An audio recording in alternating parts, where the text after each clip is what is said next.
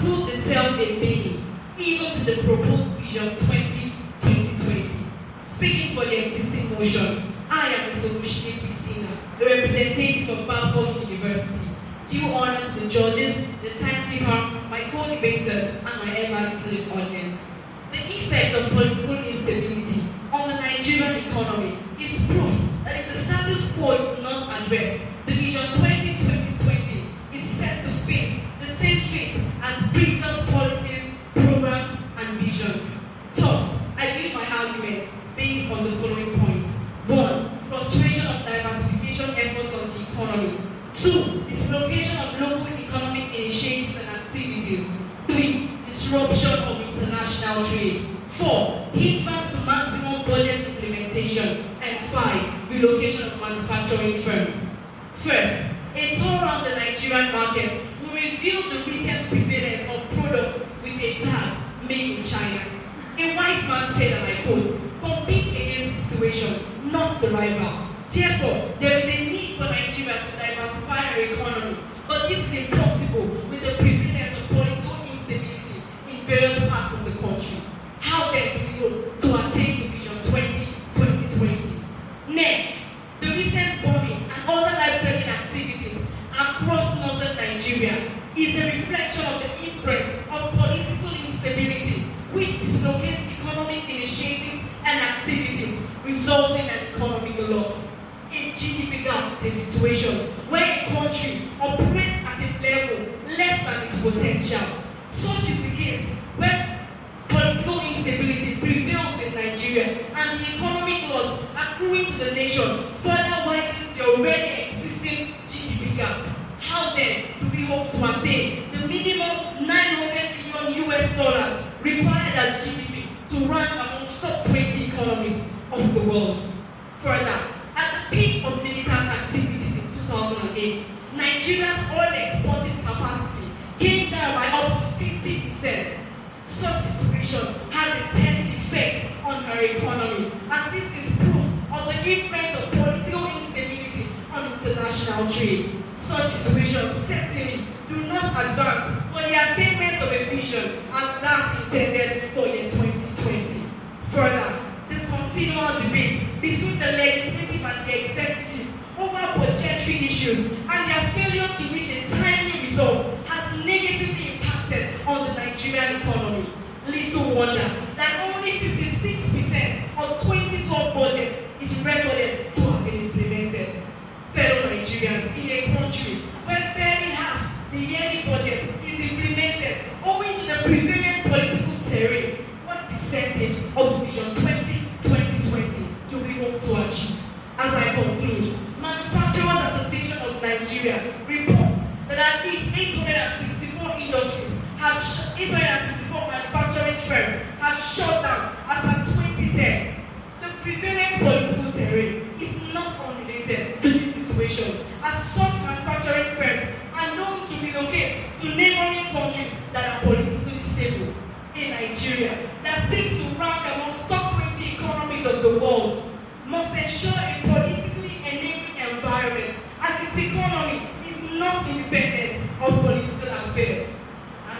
I believe that with this viewpoint, I have made my argument clear, as I hereby submit that political instability is indeed an impediment to the attainment of the Vision 2020. Thank you. Thank you very much, Ms. Christina from the Department of Economics and Banking and Finance. On that note, I would like to invite Ms. Madhumisi Chibuzo from the Department of Computer and Mathematics.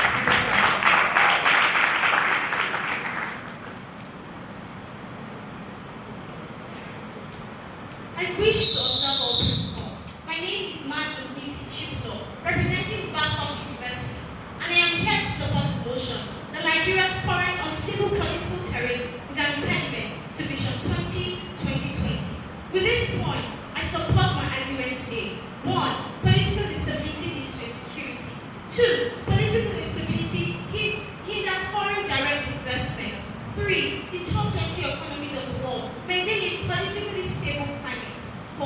Political instability leads to an overbloated public service. And 5. Political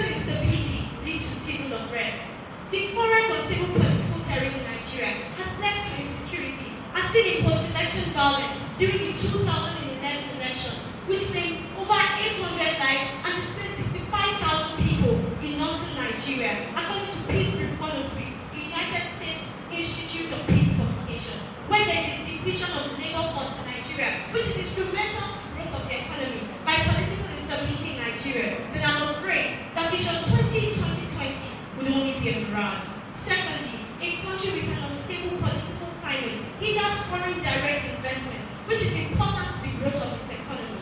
The Nigerian Chamber of Commerce stated that due to political instability in Nigeria, foreign direct investment contributes 10% to the gross domestic product of the nation. However, it requires a 30% contribution in order to attain the $900 billion gross domestic product benchmark required to attain Vision 2020. In addition, the Central Intelligence Agency World Factbook states that the top 20 economies of the world maintain a stable political climate. And economic experts have stated that the political instability would eventually lead to economic failure. In order to achieve Vision 2020, Nigeria needs to emulate the current political climate that exists in the top 20 economies of the world. Also,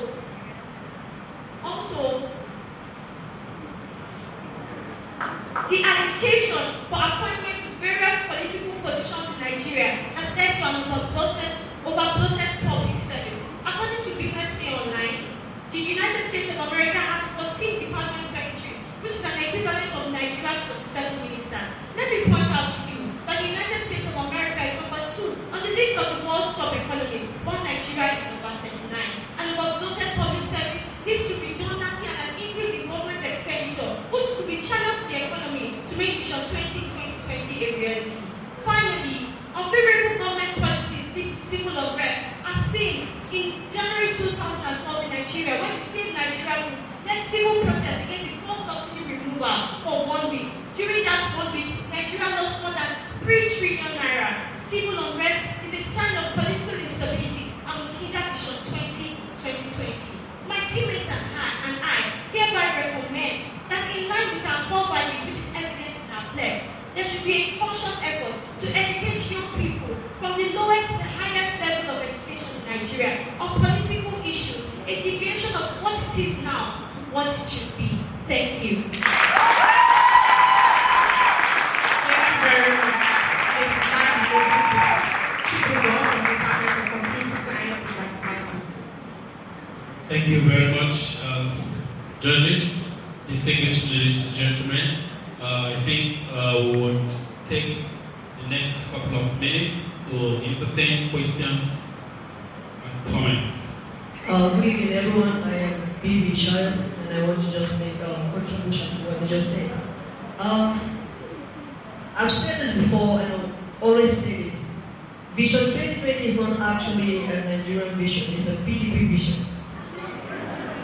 The truth is, we don't know what will happen in 2015. If another party comes in, they will drop it aside, and we have another vision.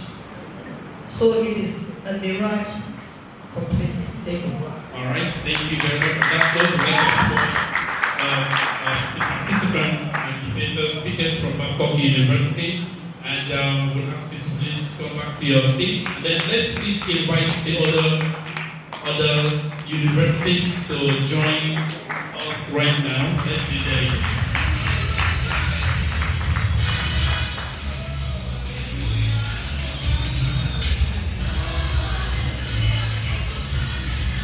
Please, we would require the attention of Mr. Dominic or Mr. Ayeli urgently. Thank you. And we'd just like to remind you that all 4 participating universities have qualified for the semi-finals of this debate challenge. We would only, thank you, we'd like to applaud that again. Thank you very much. However, the judges will announce the scores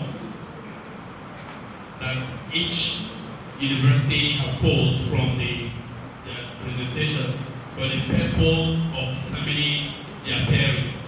So we'll know which university is coming against which in the semi-final, and there will be the polls that will have the various topics, so that at the end of the determination of the scores and the pairings, we will know which university is going for or against any topic.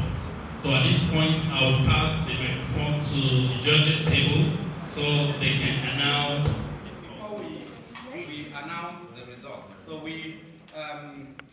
some of these include restrict movements because it's distracting, you know, and sometimes you want to emphasize the point and then you're throwing up your hand or you are strolling about. It becomes distracting. People begin to notice you instead of noticing your points, the points that you're making. And then, of course, one of the members of the judge, one of the members said something about facts. If you want to put any facts down, be sure that it is a fact. Because once, you know, if you present something that is false, and it is picked up, it will affect your score. Then, one other issue that was observed is objectivity. Do not get carried away. Be objective and be in control. So, don't speak with a lot of passion. As already observed, some people begin to condemn government in words that are too harsh. You know. And then, again, always recap. Don't forget your point at every time. So once you say this, it is important to make sure that the audience is continually informed about your position in the debate. And again, some of you did very well, but try to time your rehearsal. You can see what happens when the bell interrupts you. What is nicest is that you finish your thing, immediately you are making your last sentence, the bell rings. Then you have a fourth bell that you have timed yourself.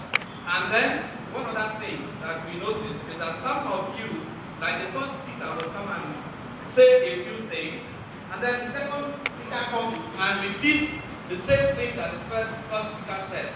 And in some instances, all the speakers repeated one or 2 points or themes.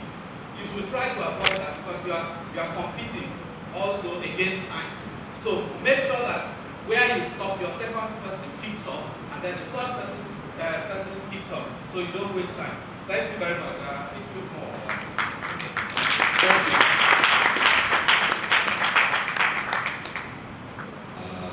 Team here, judged you, and you have all done very well. Done very well.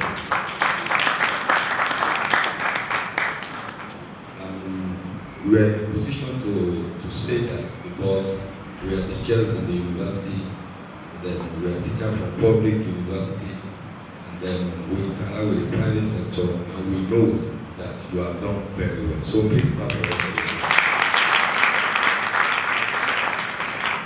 Nevertheless, from our individual points that is collated under the same guide, we have WDU came second.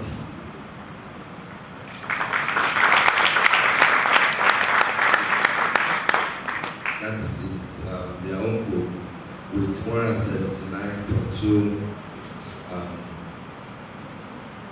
grade score, and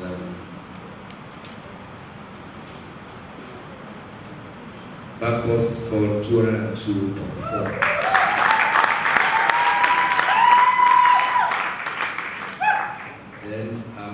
University also came second in its own group with 171.6 grade score.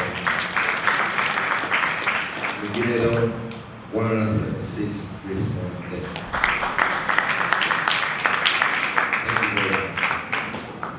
The pairing as follows: Babcock and WDU, and Fountain and Igbenedion.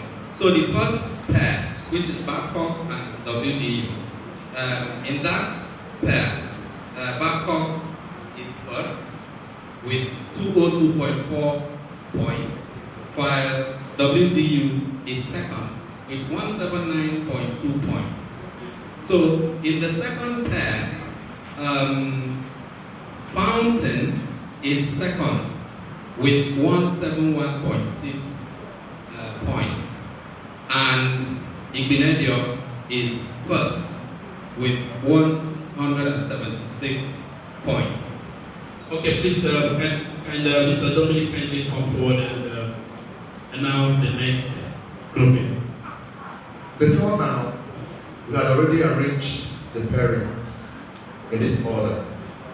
The first in Group A meets the second in Group B, and the first in Group B meets the second in Group A. So that's how this will remain in place. Let's take a look at that. We announced first, second, and the pairing is supposed to be the first person in the first school in Group A meets the second in Group B. So first in the first group is Babcock. So Babcock will be meeting the second in the second group, which is Fountain. And WDU, that is second in the first group, will be meeting Igbenedion, that is first in the second group. Thank you very much. If that is clear, please a round of applause for the judges. Thank you. What that means is there was no initial confusion. I think what they did tallies with was already aced on paper. All right. At this point, while the judges will still remain on your seats, kindly, please, respectfully, we ask that you bear with us until the end. We will have two representatives from the participating universities come up so we can do the draw for the topics, please. The representatives from two representatives from each university, please. So we have two representatives from Babcock University, please kindly come. First of all, please, let me correct it. We have two representatives from Fountain University and Babcock University first. Please, two representatives from Fountain University and Babcock University. They will pick from the topic bowl to determine topics. And okay, we have one person from Babcock and one person from Fountain. You will pick from this bowl. I have the